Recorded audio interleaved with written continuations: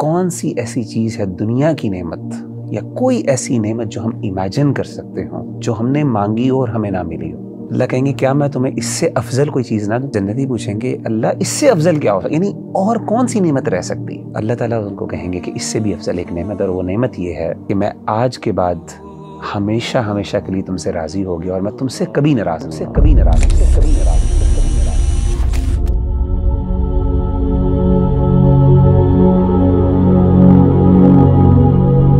वीरा भाई, जैसे आपको पता है कि हमें डिफरेंट कॉल्स आती हैं जनरल नंबर पे, काउंसलिंग के हवाले से क्वीरीज आती हैं, क्वेश्चंस आते हैं। एक जो फ्रीक्वेंट क्वेश्चन है जो हमसे पूछा जाता है वो ये कि हम माफ़ कैसे करें किसी को, और बहुत ज़्यादा केसेस हैं। मिसाल के तौर पर मैं आपके साथ एक केस शेयर करता हूँ।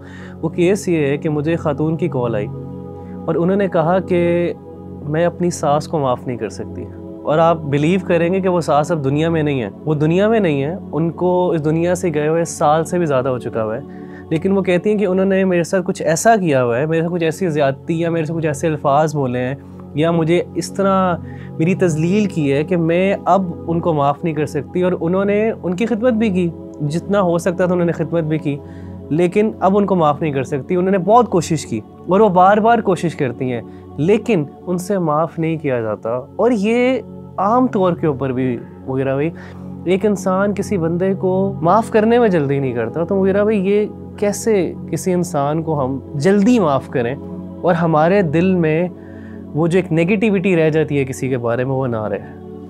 मैं समझता हूँ कि किसी भी बंदे के लिए सबसे बड़ी माफ़ करने की जो मोटिवेशन है ना, वो ये होनी चाहिए। और मैं समझता हूँ अगर ये मोटिवेशन नहीं है उसके लिए, तो फिर इससे बड़ी मोटिवेशन क्या हो सकती है कि उसको अल्लाह कहें कि ऐ मेरे बंदे, तू मेरे लिए माफ़ कर दे, इसके बदले मैं तुझे माफ़ कर दूँगा। मैं आपको एक थोड़ा सा वाक़या सुनाता हूँ, इसको ज़रा मैं रिलेट करता हूँ कि ये बात कितनी बड़ी है। हज़रत अबू बकर सिद्दीक़ रज़ी अल्लाह तआला अन्हु की ज़िंदगी में एक बहुत बड़ा सानिया हुआ। आपकी जो बेटी हैं सैयदा आयशा रज़ी अल्लाह तआला अन्हा उम्मुल मोमिनीन, हमारी वालदा, उन पे ज़िना की तोहमत लगी। एक बाप के लिए कितनी तकलीफ दे बात होगी, शादीशुदा बेटी नबी के घर में उम्मुल मोमिनीन तोहमत लगी, झूठी तोहमत, कितनी तकलीफ दे बात होगी।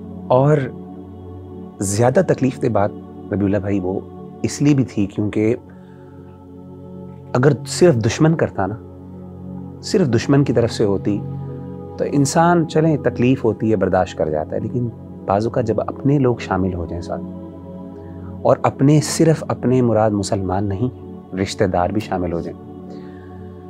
अनफॉर्चुनेटली कि जब ये तोहमत लगी सैयदा आयशा पे, तो कुछ मुसलमान गिनती के उन्होंने भी गैर मुहतात गुफ्तगू की इस हवाले से। कुछ सहाबा से गलती हो गई, जाहिर है जब चीज़ मारूफ हो जाती है तो लोग बाज़-औक़ात गैर मुहतात अंदाज में बात कर लेते हैं और पता नहीं चलता कि इसके कॉन्सिक्वेंसेस क्या होंगे। तो इसी तरीके से सैयदना अबू बकर सिद्दीक़ रज़ी अल्लाह तआला अन्हु के ना सिर्फ मुसलमान बल्कि अपने रिश्तेदारों में से किसी ने ये बात कर दी। और आप इमेजिन कर सकते हैं कि सैयदना अबू बकर सिद्दीक़ को तकलीफ़ इसलिए भी ज़्यादा बढ़ी कि जिसने बात की वो आपकी खालाजाद बहन के बेटे थे, यानी भांजे थे, और सैयदना अबू बकर सिद्दीक़ उनको मंथली फाइनेंशियल एड भी किया करते थे, यानी फाइनेंशियली हेल्प करते हैं, फैमिली के बंदे हैं, मुसलमान हैं, उम्मुल मोमिनीन हैं, नबी के घर वाली हैं, और गैर मुहतात बात कर दी। कितनी मुश्किल बात। अब हुआ ये कि सैयदना अबू बकर सिद्दीक़ रज़ी अल्लाह तआला अन्हु ने कुछ नहीं, इंतकाम वगैरह नहीं लिया, आपने माफ़ तो कर दी है, लेकिन आपने कसम खा ली। और आपने कसम क्या खाई? आपने कहा वल्लाही ला अनफ़अहु बिनाफ़िअतिन अबदा, अल्लाह की कसम आज के बाद मैं इनके ऊपर कुछ खर्च नहीं करूँगा। यानी उन्होंने सिर्फ ये कसम खाई कि मैं उस पर खर्च नहीं करूँगा, कोई इंतकाम नहीं लिया। अब ज़रा देखें कि अल्लाह की सैयदना अबू बकर से एक्सपेक्टेशंस क्या है। कुरान मजीद की आयत नंबर सूरत अन-नूर की आयत नंबर 22 अल्लाह ने नाजिल की। आयत क्या है? वला यअतली उलुल फज़्ल मिनकुम वस्सअति अन युअतू उलिल क़ुरबा वल मसाकीन वल मुहाजिरीन फ़ी सबीलिल्लाह, कि तुम में से वो लोग जिनको अल्लाह ने माल में वसअत दी है, जो फ़ज़ल वाले हैं, उनको कसम नहीं खानी चाहिए کہ وہ خرچ نہیں کریں گے. کن پہ خرچ نہیں کریں گے؟ وہ جو مہاجرین ہیں, جو مسکین ہیں اور جو رشتہ دار ہیں. اور جن رشتہ دار سے غلطی ہوئی وہ مہاجر بھی تھے, مسکین بھی تھے اور رشتہ دار بھی تھے. بات ابو بکر کے بارے میں ہو رہی ہے. تمہیں قسم نہیں کھانی چاہیے کہ تم ان کے اوپر خرچ نہیں کرو گے. تمہیں کیا چاہیے؟ تم سے رسپانس کیا ایکسپیکٹڈ ہے؟ ذرا یہ تو سنیے گا.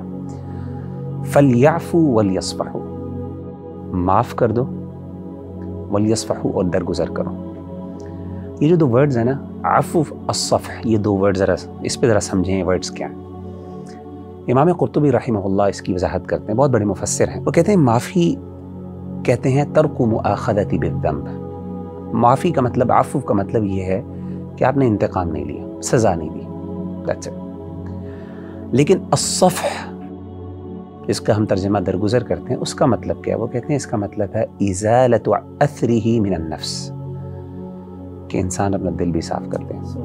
اب ذرا امیجن کریں کہ ابو بکر کی تکلیف کو ذرا امیجن کریں, ایک باپ کی تکلیف کو, اور اپنے مسلمان رشتہ دار جن پہ خرچ کرتے ہیں, جن پر احسانات کرتے ہیں, ان سے یہ غلطی ہوگی اور قسم صرف یہ کھائی کہ خرچ نہیں کروں گا. یعنی خرچ کرنا فرض بھی نہیں تھا. کون سا زکوٰۃ کی بات تھی؟ زکوٰۃ بھی نہیں تھی. صدقہ کرتے تھے, فرض بھی نہیں تھا. اللہ نے کہا ابو بکر نہیں, معاف بھی کرنا ہے, معاف کرنے کے ساتھ ساتھ دل بھی صاف کرنا ہے. یعنی دل میں بھی کچھ نہیں ہونا چاہیے. اب امیجن کریں کہ ابو بکر کے لیے کیا ان ریٹرن ہے. یعنی ٹھیک ہے اللہ میں کر لوں گا, یہ بہت بڑی بات ہے کہ چلے بندہ کہتا ہے معاف کر دیا, لیکن دل نہیں صاف ہوتا.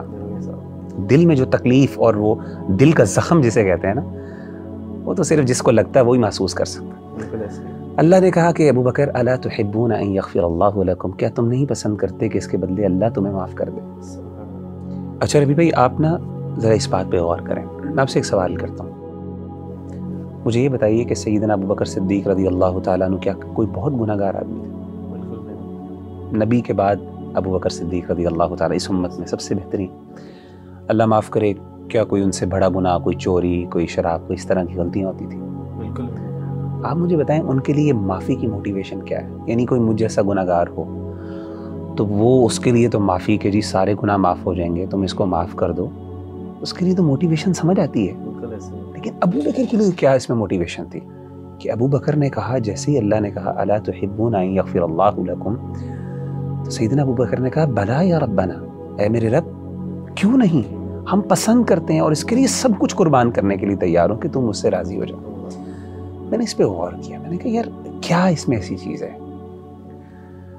تو مجھے اس بات کا احساس ہوا کہ یہ جو اللہ کی رضا اور اللہ کی جو معافی ہے اور اللہ کی خوشنودی ہے نا, اس کی لذت کا احساس نا یہ بہت کم لوگوں کو ہوتا.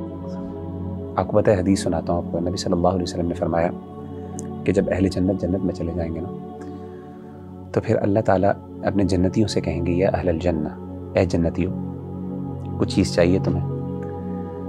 تو جنتی کہیں گے اللہ کون سی ایسی چیز ہے دنیا کی نعمت یا کوئی ایسی نعمت جو ہم امیجن کر سکتے ہوں جو ہم نے مانگی اور ہمیں نہ ملی ہو؟ اللہ کہیں گے کیا میں تمہیں اس سے افضل کوئی چیز نہ دوں؟ جنتی پوچھیں گے اللہ اس سے افضل کیا ہو, یعنی اور کون سی نعمت رہ سکتی؟ تو اللہ تعالیٰ ان کو کہیں گے کہ اس سے بھی افضل ایک نعمت, اور وہ نعمت یہ ہے احل علیکم رضوانی فلا اسخط علیکم بعدہ ابدا, کہ میں آج کے بعد ہمیشہ ہمیشہ کے لیے تم سے راضی ہو گیا اور میں تم سے کبھی ناراض نہیں ہوں گا. یہ دو بڑے انعامات ہیں.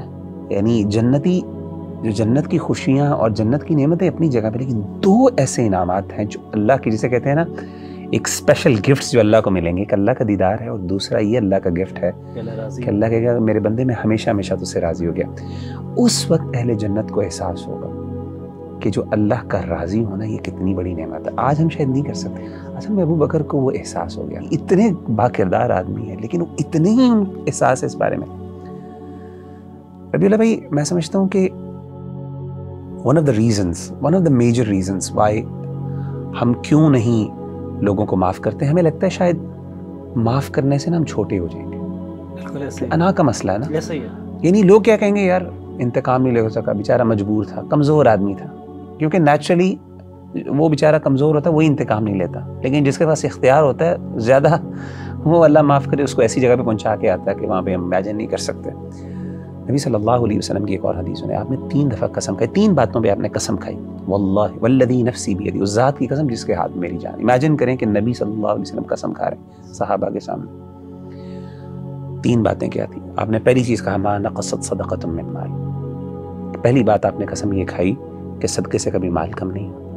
اور دوسرا آپ نے کہا، آپ نے قسم کھا کے کہا، آپ نے کہا کہ تم میں سے کوئی بندہ اگر اس پہ کوئی زیادتی کرے اور وہ صرف اللہ کے لیے معاف کر دے تو یاد رکھو اللہ اس کو عزت میں بڑھا دیتے ہیں، الا رفعہ اللہ عزا، یہ حدیث میں الفاظ ہے۔ اور تیسری آپ نے قسم کھا کے بات کہی کہ وہ شخص جو اللہ کے لیے عاجزی اختیار کرتا ہے، ہیوملٹی ایکسپریس کرتا ہے، یہ اللہ اس کو بلندیاں عطا کرتے ہیں۔ تو یہ اصل میں نا میں سمجھتا ہوں نصیب کی بات ہے، یہ ایک فہم کی بات ہے، سمجھ کی بات ہے، اپروچ کی بات ہے۔